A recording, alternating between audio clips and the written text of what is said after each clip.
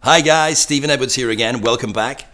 So this video is called You Must Do Less in Order to Have More. Now of course when you first hear that it sounds ridiculous because we've been programmed since we were young children to believe the exact opposite. The poor and the middle class are programmed to do more and have less. So I'm going to read you some phrases here and some examples of what I'm talking about and see if you can finish the phrase. Time is money, right? If you want the job done, do it. That's right, yourself. The harder you work, the more money you will make. You have to have money to make money. There's no such thing as free money, and money doesn't grow on trees, right? We're all familiar with those phrases. They were told those from being very young. The truth is, none of those statements are true. In fact, the exact opposite is true. But the poor and the middle class are programmed to believe these things and to never have the freedom and wealth that they deserve. 1% of our population are considered to be wealthy. And I want to ask you this, how long do you think that statistic has prevailed? As you can probably imagine, since the beginning of when records began, right? So either that's a group of very lucky people, or perhaps they think, speak, and act differently than the poor and the middle class. Is that possible? Of course it is. So the poor and the middle class have been programmed to work hard for money, to value money more than time, to use credit as a tool to trap themselves. They have a fear of losing their job or small business, and they believe their self-worth is measured by what they have. Now, if you ask most people that, if they believe those things, they'd probably say no. But these are what we call transparent beliefs, beliefs they're not even aware of, but they control their thoughts, which lead to their words, which ultimately lead to the actions they take in life. So the truth is, time is not money. Time is your most valuable resource. Wealth is not measured in money, it's measured in time. How much time can you spend without having to work? So for example, if you had $60,000 in cash and you had monthly expenses of $5,000, how many months could you pay your expenses without having to work? And of course the answer is 12, 1 year. So your wealth is 1 year. And true wealth is really considered to be being able to plan your wealth for 3 generations. Sounds too good to be true or impossible. But again, if we go back to reality and we look at the 1%, are they able to do that? And of course, yes, they are. They're able to plan their wealth for 3 generations because they're using different set of principles. Do wealthy people send their children to different schools?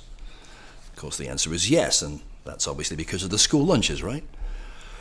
It's because of the principles they're taught are preparing them for a very different life. So if you want the job done, then you must find the right person to do it for you. Find the best person to do it for you, not do it yourself, because doing it yourself takes time, doesn't it? If someone else does it for you, what does that give you back? It gives you back your time. And what is time? Time is your wealth. And what does wealth give you?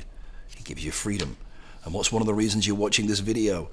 Studying and looking for another way, because you want more freedom in your life. The freedom to do what you want, when you want, with whom you want, anytime you want. So the harder you work, the less money you're going to make, because again, you're giving up your time for money. You don't need money to make money. You need the knowledge of how to make money work for you, so other people will give you their money and you can invest for them and make money on their investments. And if you're investing other people's money and you're making a return, what is that return? It's infinite. And if you give your money to a bank, when you put your salary in there, your paycheck in there, or even put it into a CD, how much money do they give you for that? A very low interest rate, right?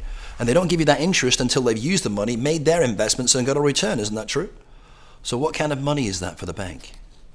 It's free money, isn't it? So every day, millions of people give the bank money for free. But they want to make sure that you never believe that you don't believe there's anything such thing as free money. And you've been programmed to believe that, even though you're giving your money away for free all the time. And it's happening right in front of your eyes. That's the power of beliefs. Beliefs are not true. We make them all up. But once we believe them, they become true for us.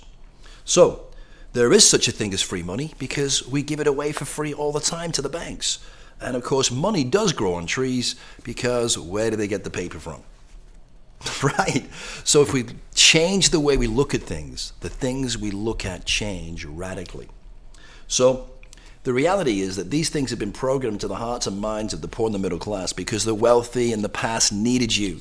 They needed you and your family to work in the factories and offices that sustained their businesses and gave them the freedom that they were looking for. In order to keep you working, they had to pay you just enough, so you had to keep coming back, that you couldn't afford to miss a week because you would have not had the money to be able to support your family and the debts that you've incurred. So they've used credit as a means to trap you, and they program your minds to work against you. And if you continue to think, say, and do the things you've been thinking in the past, what are you going to expect? Same thing, right? And trying to do the same thing over and over again and expect it getting a different result, what is that called?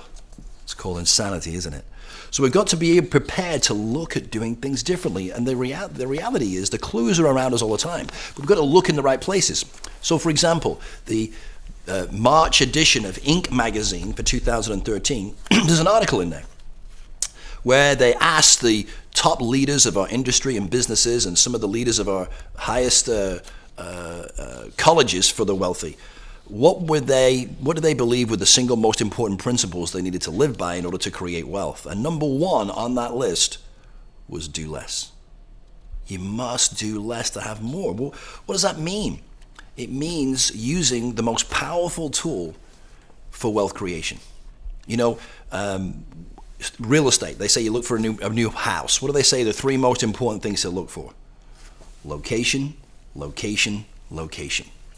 Well, contrary to what many people believe when they start investing in real estate has absolutely nothing to do whatsoever with building wealth. It has to do with the three keys to building wealth. And what do you think that might be? Well, let me give you a clue. John Paul Getty, who died one of the wealthiest men of his generation, once said, "I would rather have 1% of the efforts of 100 people than 100% of my own." And he was referring to the most powerful tool of wealth creation, and that is the power of leverage.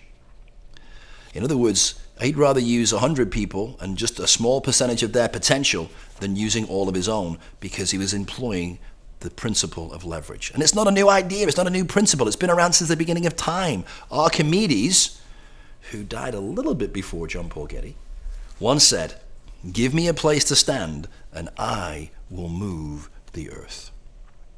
So this is a tool that the wealthy are using all the time, and the poor and the middle class have never been educated about. What kind of things can you leverage? You can leverage time, you can leverage money, you can leverage knowledge. I mean, I ask people, why do people give Donald Trump their money? You know, besides his hair, right? They give him their money because they believe that when they give him their money, he's going to invest it and give them a better return than they can get in other places, because he has the knowledge of what to do with it and how to make money work for him. That is his wealth. You see, someone could give you $1 million or $10 million, but truthfully, in the end, it wouldn't help you. Now, usually people say, well, can we give it a try? But the point is, money always finds its own level.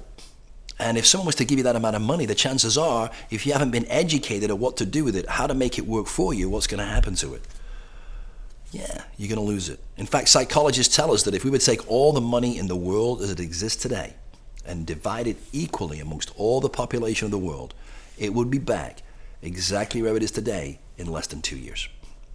So, we've got to begin to start to use the power of leverage. How can you get other people to do what you need to have done? How can they profit in the process? And we call that building a power team in real estate.